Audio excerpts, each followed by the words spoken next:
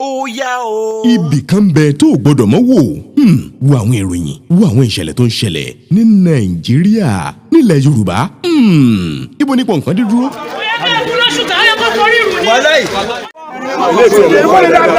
farabalẹ̀ máa wò ó Yorùbá Gidi TV ìkànnì rẹ ni ó yá subscribe like ẹ ju kọ́mẹ̀ntì ẹ síbẹ̀ máa wò ìṣó. ọmọ kékeré ibi tó bá dá lèmi rè ibi tó bá dá lèmi ọ máa lọ ibi tó bá dá lèmi rè ibi tó bá dá lèmi. mò ń fa àkókò ìsọ fún wa pé ẹ jẹ́ ká jọ máa wo Yorùbá Gidi Yorùbá TV Yorùbá Gidi ibi tá a lè wò tá a lè máa ṣà tá a lè gbọ́ nípa bó ṣe ń lọ nìyẹn ẹ ṣé o. ṣebí mẹ́ta là á pa mẹ́ta là á lò áwo láìlo ìgbà mẹ́ta ọ̀tọ̀ọ̀tọ̀ tọ́ba adéyẹyè ẹni ìtàn ògúnwùsì ti ṣègbéyàwó tígbéyàwó náà sì túká la fẹ́ kà fún yín yìí o kì í ṣe láti fọba pamídìn ṣùgbọ́n láti ṣàfihàn ohun tíwádìí fìdí ẹ̀ múlẹ̀ nípa ọba wa ni lórí ọ̀rọ̀ kábíyèsí adéyẹyè ẹni ìtàn ògúnwùsì ọ̀jájá fìdí ọ̀tẹ̀ jálẹ̀ tí í ṣe ọ̀ní tilẹ̀ Ifẹ̀ ẹni tí gbogbo ojú ń wò ọ̀pọ̀ ìbéèrè làwọn èèyàn ń béèrè tó ń japá jasẹ̀ lọ́kàn wọn nípa ọba aládé yìí ọ̀pọ̀ èrò ló sì ń gbọ́kàn àwọn èèyàn nípa ọ̀ọ́nìrìṣà olórí aládé gbogbo àti nípa pé ṣé olórí Naomi ṣó ti lọ kúrò láàfin náà nù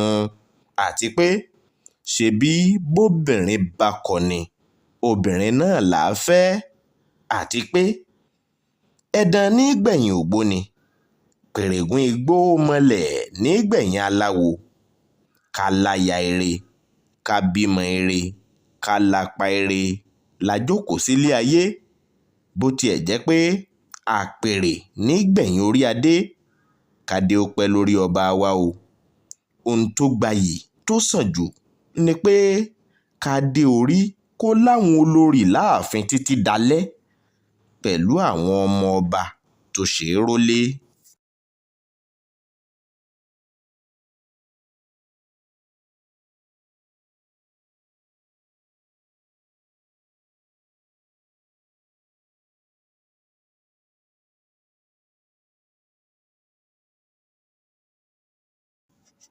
Yorùbá sì máa pé kò síyì fún ọba tí ò lólórí láàfin ẹ̀ kò sì dùn ún gbọ́ pé ìkọ̀sílẹ̀ ń ṣẹlẹ̀ sí àwọn ọba wa tó yẹ láti wò láwòkọ́ṣe ìgbésí ayé ẹ farabalẹ̀ gbọ́ díẹ̀ tá a mọ̀ nípa bí kábíyèsí ọ̀gbẹ́ni ìtàn ògúnwùsì ṣe rìnrìn àjò ìfẹ́ ẹ̀ títí dórí obìnrin tuntun tó ń fẹ́ lọ́wọ́lọ́wọ́ báyìí tí wọ́n ó jọ ṣègbéyàwó ìwádìí fi yé ni pé ọ̀ọ̀ni ògúnwùsì ṣègbéyàwó lọ́dún 2008 pẹ̀lú obìnrin kan tí a mọ̀ sí adébùkọ́lá bọ̀m̀bọ́tà kó tó di pé ọba ẹni ìtàn gorí àpèrè ni o kó tó wá dọba obìnrin ọ̀hún ló fọmọdé ara kọ kábíyèsí ògúnwùsì sílẹ̀ lẹ́yìn ọdún díẹ̀ tí wọ́n ṣègbéyàwó láì ṣàròyé ohun kan pàtó tó fi kọ kábíyèsí sílẹ̀ ó gba orílẹ̀-èdè United Kingdom lọ lẹ́yìn tó fọba sílẹ̀ láàfin ọba ògúnwùsì gbà fẹ́dùmarè kò sì gbìyànjú láti ṣègbéyàwó kankan títí tó fi gorí àpèrè ọ̀ọ̀ni tilẹ̀ Ifẹ̀ tó di kábíyèsí láàfin ìyẹn túmọ̀ sí pé ìyàwó àkọ́kọ́ fẹ́ nìyẹn kó tó dọba ẹ̀wẹ̀ nígbà tó di ọjọ́ kẹrìndínlọ́gbọ̀n oṣù kẹwàá October 26 ọdún 2015 ẹni ìtàn ògúnwùsì pa orúkọ dà ó kúrò lẹ́ni lásán ó kúrò ní ọ̀mọ̀wé tàbí onímọ̀ nípa iṣẹ́ ìkọ́lé ó gba adé ó tún gbọ̀pá àṣẹ sípò ọ̀ọ̀ni ilẹ̀ Ifẹ̀ lábẹ́ ìjọba gómìnà ìpínlẹ̀ Ọ̀ṣun nígbà náà èyí tá a mọ̀ sí Rauf Arẹ́gbẹ́ṣọlá tó ń darí. Ó farahàn pé àpèrè Ọọ̀ni kì í ṣe kékeré, dàńdógó ni, ó kọjá ẹ̀wù tọmọdé lè gbé bọ̀rùn, kì í ṣepò tó yẹ kéèyàn wà láìláya láàfin. Èyí mú kí ọba Ẹniìtàn Ògúnwùsì tún ṣègbéyàwó lẹ́ẹ̀kejì lọ́dún 2016 ní Ọọ̀ni tilẹ̀ Ifẹ̀. Ọba Ẹniìtàn Ògúnwùsì tún fẹ́ ọmọbìnrin kan tó jẹ́ ọmọ ilẹ̀ Benin, Zainab Otiti Obuna, ìyẹn Olórí Wúràọlá Zainab, aya àkọ́kọ́ tẹ́nìtàn tó di olórí láàfin Ọọ̀ni. Ó ń láya àkọ́kọ́ tí yóò fẹ́ nígbà tó ti gbàpèrè. Ó dolórí láàfin Ọọ̀ni o. Ìta àti rò pé ìgbéyàwó ọ̀ṣìngín tójú gbogbo ń wò. Àmọ́ ṣá o, ó mà ṣe o. Ìgbéyàwó láàrin orí adé náà àti olórí Wúràọlá Zainab fàya pẹ̀rẹ̀gẹ̀dẹ̀ bí ọwọ́ aṣọ lọ́dún 2017. Ìgbéyàwó náà túká láìsí ọmọ kankan láàrin wọn. Nígbà táwuyewuye yìí bẹ̀rẹ̀ tó bẹ́ sílẹ̀, àwọn àhesọ ọ̀rọ̀ kan gbòde pé ń ṣe ni olórí náà ń yàn àlè ló mú kí ìgbéyàwó náà túká. Èyí ló mú kí olórí tẹ́lẹ̀ ọ̀hún kó sọ̀rọ̀ sókè láti gbèjà ara rẹ̀ àti láti wí àwíjàre láì túṣu désàlẹ̀ kòkò nípa ohun tó fa pẹ́ǹtúká tó fi sọ pé òun kì í ṣe aya ọba mọ́. Ó tẹnumọ́ pé kí wọ́n yéé fi èérí igi yó bí òun lára, káwọn ayé yéé parọ́ ohun tí ò jẹ́ tòun mọ́ òun. Òun ò yàn àlè, ṣùgbọ́n òun ti pinnu láti tẹ̀síwájú. Òun kì í ṣe aya ọba láàfin ilẹ̀ Ifẹ̀ mọ́. Kò tiẹ̀ pé ọdún kan tí Zainab Otiti Obana ó kọ Ọọ̀ni sílẹ̀ tí ọba Ẹniìtàn Ògúnwùsì tún rí àdòdó tuntun míì. Ọba Adéyẹyè yóò fẹ́ obìnrin kan tó ń jẹ́ wòlíì. Èyí làwọn èèyàn ìlú kọ́kọ́ ń gbépò yẹnu pé báwo ni ẹni ẹ̀mí, obìnrin tó jẹ́ wòlíì Ọlọ́run, yóò ṣe rìnrìn àjò ayé ẹ̀ láàfin Ọọ̀nìrìṣà, aṣojú gbogbo irúnmọlẹ̀, olórí aládé gbogbo, tí kábíyèsí yóò wá di ọkọ wòlíì, tí wòlíì yóò sì dolórí láàfin ọba. Pẹ̀lú gbogbo ariwo ọjà yìí, wòlíì Naomi ṣílẹ̀kùn ọlá ó bá kábíyèsí. Pẹ̀lú gbogbo ariwo ọjà, wòlíì Naomi ṣílẹ̀kùn ọlá bá kábíyèsí dé ẹ̀rùn wá. Ó bá kábíyèsí wẹ̀rùn wá, ó gbà láti dolórí. Wọ́n ṣílẹ̀kùn ààfin fún un. Ó ṣègbéyàwó pẹ̀lú Ọọ̀ni ilẹ̀ Ifẹ̀. Lọ́dún 2018 nígbéyàwó yìí wáyé. Lẹ́yìn ìgbéyàwó yìí, ọ̀pọ̀ gbà pé kábíyèsí ti lólórí tí yóò bá a kalẹ̀. Ilé rẹ̀ yóò sì tòrò mẹ́nimẹ́ni bí omi àfòwúrọ̀ kan, gẹ́gẹ́ bí ọba táwọn ọba ń wò. Kò pẹ́ kò jìnnà, olórí Naomi bí ọmọkùnrin làǹtìlanti fún ọba wa. Wọ́n sọ ní Tàdénìkáwò. Ṣùgbọ́n síbẹ̀ ó mà ṣe o. Lẹ́yìn ọdún kan tọmọ tuntun yìí forí sọlẹ̀ sáàfin, ìgbéyàwó kábíyèsí tó forí ṣánpọ́n lóṣù kejìlá ọdún 2021 tá a lò lọ yìí. Fínfínfín tá a wá ń gbọ́ báyìí ni pé ìṣe àwọn mọ̀lẹ́bí Naomi, pàápàá jùlọ ìyá rẹ̀ àti ọmọ ìyá rẹ̀ ọkùnrin, ló da ilé wọn rú. Àwọn kan tún sọ pé àṣírí bí Naomi ṣe fi júùjù bo kábíyèsí lójú láti fi rí ọba fẹ́ pẹ̀lú ìtànjẹ ló jẹ́ kí ìgbéyàwó wọn dàrú. Àwọn kan ní àwọn àsọtẹ́lẹ̀ kan ni wọ́n ti fún un.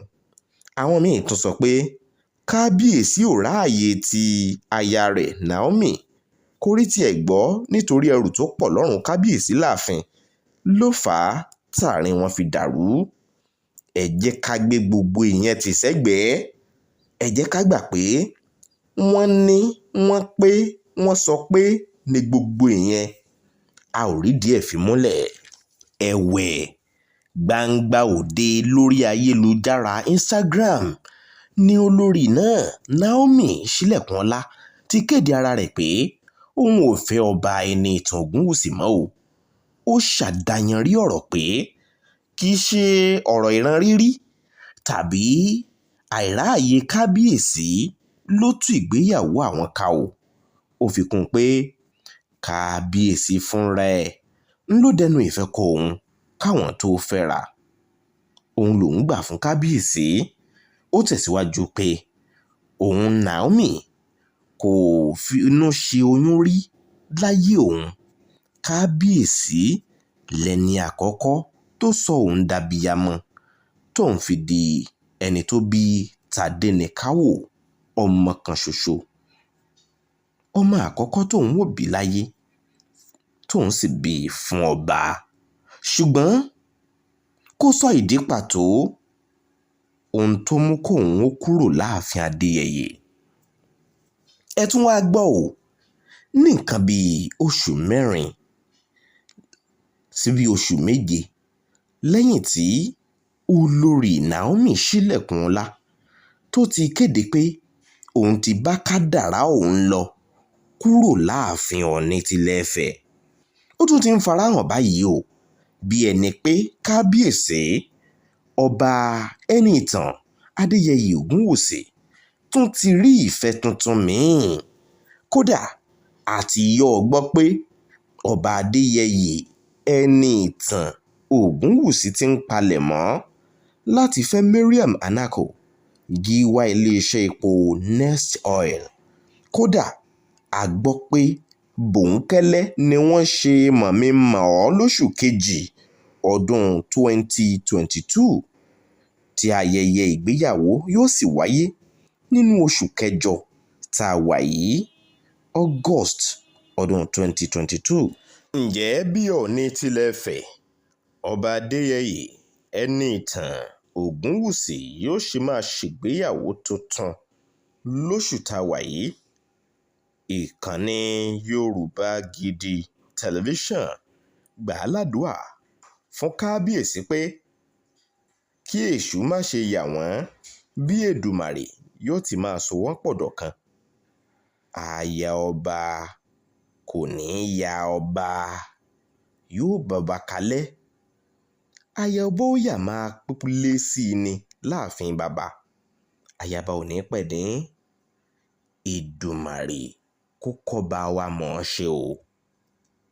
Ọlákúnlé Fásùgbà ló kọ mi fún ìkànnì Yorùbá Gidi.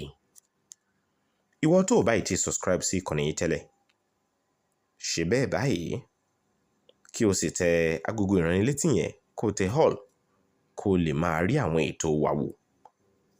ẹ ṣé fún ìfẹ́ tẹ́ ní sí wa. ẹ drop comment yín. ẹ share fídíò yìí kó rìn jìnnà. ẹ ṣeun o. ó dìgbà kan náà.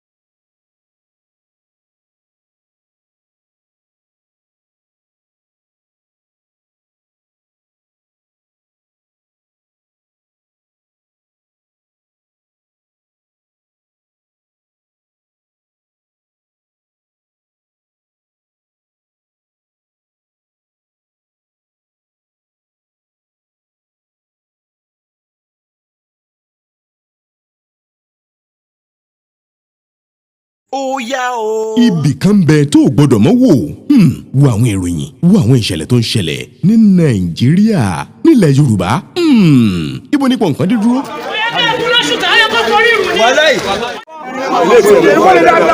farabalẹ̀ máa wò ó Yorùbá Gidi TV ìkànnì rẹ ni o ó yá subscribe like ẹ ju kọ́mẹ̀ntì ẹ síbẹ̀ máa wò ń ṣó. kíkúrú ibi tó bá dá lèmi rè ibi tó bá dá lèmi ó máa lọ ibi tó bá dá lèmi rè ibi tó bá dá lèmi. mò ń fa àkókò ìsọfún àpò ẹ jẹ́ ká jọ máa wo Yorùbá Gidi Yorùbá TV Yorùbá Gidi ibi tá a lè wò tá a lè máa ṣà tá a lè gbọ́ nípa bó ṣe ń lọ nìyẹn ẹ ṣé o.